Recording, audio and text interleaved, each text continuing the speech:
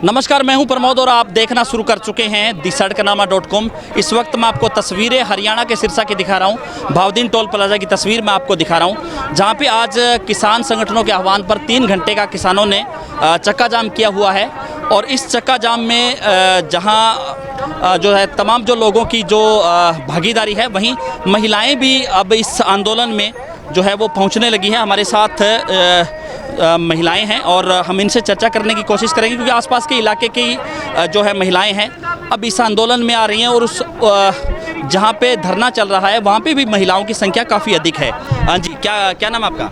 परवीन है जी, तो आप कहाँ से आई हैं? मैं शेरपुरा से। जी, तो क्या कहना चाहेंगी इस आंदोलन को लेकर के, जिस तरह से 26 जनवरी के बाद 26 जनवरी को जो प्रकरण हुआ और उसके बाद जिस तरह से आंदोलन चल रहा है? ये तो साजिश थी, सबको ही पता है कि किसान शांतिपूर्वक आंदोलन कर रहा था। और 26 तारीख को जो ये हुआ कि 25 ट्रैक्टर ही कैसे गए दिल्ली के जो बॉर्डर्स हैं, चारों बॉर्डर्स पे सिर्फ 25 ट्रैक्टर नहीं थे, दुनिया जानती है। तो मीडिया क्यों नहीं दिखा रहा उस चीज़ को? 25 ट्रैक्टर किस वे से गए, ये सरकार ने कैसे करवाए, ये सब जानते हैं। तो जो कवर किया जा रहा है गोदी मीडिया के द्वारा, वो बहुत ही गलत है। और हम यही कहना चाह रहे हैं कि हम पहले भी शांतिपूर्वक कर रहे थे, अभी भी हम शांतिपूर्वक कर रहे हैं। यहाँ देख लीजिए, दिल्ली देख लीजिए, किसी भी बॉर्डर पर आप जाके देख लीजिए। जी, तो क्या लग रहा है इस आंदोलन को लेकर के, पर्टिकुलर इस आंदोलन को लेकर के आपकी क्या राय है?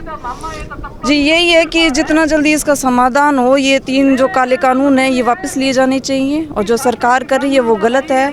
किसान कब से बैठा हुआ है, कि कितनी ठंड उसने झेली है, कितनी बारिश उसने झेली है, घर परिवार से दूर बैठा हुआ है, कितने संघर्ष कर रहा है। तो सरकार को इस बारे में सोचना चाहिए और जल्दी फैसला लेना चाहिए। धन्यवाद। हाँ जी, आप क्या कहना चाहेंगे इस आंदोलन को लेकर? पहले अपना नाम बता दीजिए फिर। जी, मेरा नाम पूजा है। मैं बेसिकली शेरपुरा से हूँ। मेरी शादी हुई है फतेहाबाद जांडवाला सोतर में। जी, तो मैं यही कह रही हूँ कि जो 26 जनवरी को जो घटना घटी, वो एक देखने से पूरा बना बनाया प्लान लग रहा है कि सरकार ने इसको पूरा प्लान किया गया है। क्योंकि जैसे कि पहले ही बोला गया था कि बैरिकेड्स नहीं लगेंगे, उसके बावजूद उन्होंने बैरिकेड्स लगाए। फिर जब किसान अगर जा रहा है तो उसको खोल देना चाहिए था। उसके बाद अंदर गया है किसान, उन्होंने उस रास्ते को क्यों नहीं प्रॉपर, अगर आपको पता है कि आपने यही रास्ता रूट अलॉट किया है तो जिस रास्ते से किसान अंदर जाना है उस पर प्रॉपर कम से कम आपकी सिक्योरिटी होनी चाहिए।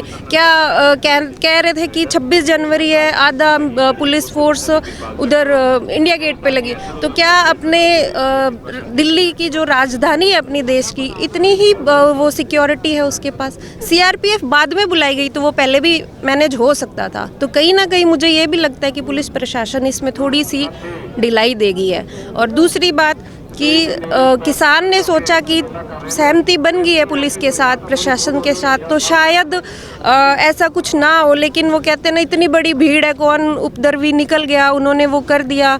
और वो फिर कह रहे तिरंगा का अपमान हुआ, ऐसा कुछ नहीं हुआ, हम सब ने देखा है। दूसरा सबसे बड़ा भागीदार रहा है मीडिया, जो ये गोदी मीडिया है। उसने सिर्फ और सिर्फ वही चीज़ दिखाई कि लाल किले पे क्या हो रहा है क्या नहीं हो रहा है। उसने ये बिल्कुल भी नहीं दिखाया कि उसके अलावा जो शांतिपूर्वक अलग अलग बॉर्डर से जो शांतिपूर्वक जो यात्रा निकल रही है, उसको एक सेकंड के लिए भी नहीं दिखाया। ये हम सब ने देखा था कि सिर्फ लाल किले को ही फोकस बना के चले हैं, कैसे कौन पिट रहा है कौन नहीं पिट रहा, वो सब दिखाया। जो उसके अलावा 6 लाख ट्रैक्टर और भी थे, 25 लाख से ज़्यादा कह रहे हैं कि वहाँ पे किसान मौजूद थे, तो वो सब कहाँ गए? 26 तारीख को ये लग रहा था कहीं ना कहीं कि आंदोलन है, उसको तोड़ने का एक प्रयास किया गया, लेकिन 26 के बाद आंदोलन को आप किस रूप में देखते हैं? उसके बाद एक बार हुआ था कि थोड़ा निराशा हुई कि अब शायद ये कमज़ोर हो जाए। लेकिन टिकैत साहब का वो जो बयान जारी हुआ, जो उस दौरान जो हुआ, जी जो वीडियोस आए, उसके बाद थोड़ा हुआ कि किसान कमज़ोर नहीं है, उसको और ज़्यादा मनोबल मिला इससे।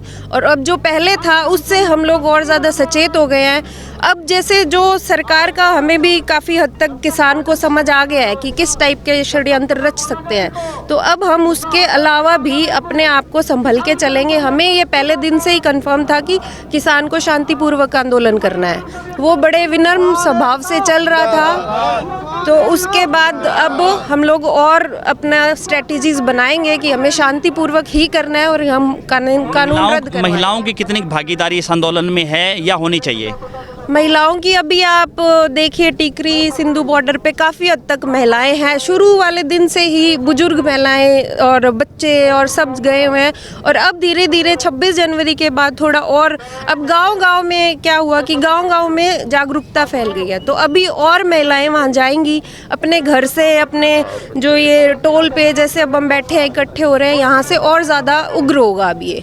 धन्यवाद। तो आपने सुना इन महिलाओं को, और चूंकि लगातार जो किसानों का आंदोलन चल रहा है उसमें महिलाओं की जो भागीदारी है वो भी है। और क्योंकि ये कह सकते हैं कि तीनों ही अध्यादेश को ख़त्म करवाने के लिए, एक मेरा सवाल ये भी है कि जिस तरह से कल केंद्रीय मंत्री ने कहा कि कृषि मंत्री ने कहा कि ये जो अध्यादेश है इसमें काला क्या है, तो उसको लेकर के, क्योंकि 11 दौर की बात के बाद अगर आप ये पूछ रहे हैं कि इसमें अब दिक्कत क्या है, क्या कहना चाहेंगे?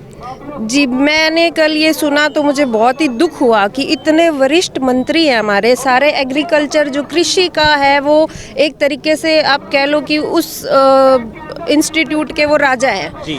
वो ऐसी बात कर रहे हैं कि इन कानूनों में काला क्या है, और उनके सहयोगी हैं वो ताली पीट के हंस रहे हैं। मतलब ये पहली बात तो कि इतने एक्सपीरियंस्ड हो गए, उनको ये शोभा नहीं देती ये चीज़ कि इतने लोग पिछले 2.5 महीने से सड़क पे बैठे हैं, छोटे बच्चे से लेके 98 साल तक 100 साल के बुजुर्ग वहाँ बैठे हैं, और उनको ये मखौल आ रहा है उस चीज़ पे। उनको शर्म आनी चाहिए कि इतने बड़े होके वो ऐसी टुच्ची सी मतलब हरकत कर रहे हैं वहाँ बैठ के, कि उनको हंसी आ रही कि काला क्या है। तो मैं ये पूछती हूँ, जब काला शब्द ही आ गया तो शुरू में मोदी जी जब हमसे वोट मांगने शुरू हुए थे तब कह रहे थे कि काला धन हम वापस लाएंगे। वो काला कहाँ है?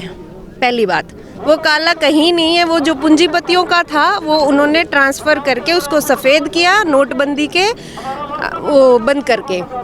तो नोटबंदी किस लिए की गई कि जो वो पूंजीपति है उनसे यही बात हुई थी कि जी बना दो मुझे, मैं बनता हूँ प्राइम मिनिस्टर, बनाओ फिर मैं आपके लिए सेटिंग। ये आज का नहीं है कानून, ये धीरे धीरे इन्होंने लागू किया है और देश की जनता को पागल बनाया। देश की जनता सिर्फ ये थी कि पहले उनको वोट दिया, उनको मंत्री पद दिया, उनको अपना राजा बनाया, सिर पे बिठाया, फिर धीरे धीरे उन्होंने उनको एक्सप्लॉइट करना शुरू किया। तो वो पूछने वाला काला धन का है पहला, दूसरा 15 लाख का है। धीरे धीरे इन्होंने अपने कानून बनाए, हमने मानते गए, तो इन्होंने सोचा कि ये कृषि का भी बनाओ और इनको खाते जाओ। ये पागल है, लोग वोट दे देंगे, बस मांगने गए हैं वोट, रो के दिखा दिया। तो उनके आंसू इतने कीमती कि हमने उनको सिर पे बिठा लिया। हमारे बुजुर्गों का, हमारे किसानों के आंसू काम के नहीं है। हम क्या पानी के आंसू रोते हैं? वो कहते हैं जो तुम्हारा कुत्ता कुत्ता हमारा साडा कुत्ता टॉमी, वो करके कैसे साडा कुत्ता कुत्ता तुम्हारा कुत्ता टॉमी, वो कहानी होगी कि आपके आंसू आंसू और हमारे आंसू पानी। तो वही चीज़ है। इस वीडियो को आप ज़्यादा से ज़्यादा शेयर जरूर कर दीजिए ताकि किसानों की आवाज़ जो है सरकार तक पहुँचे। बहुत बहुत शुक्रिया।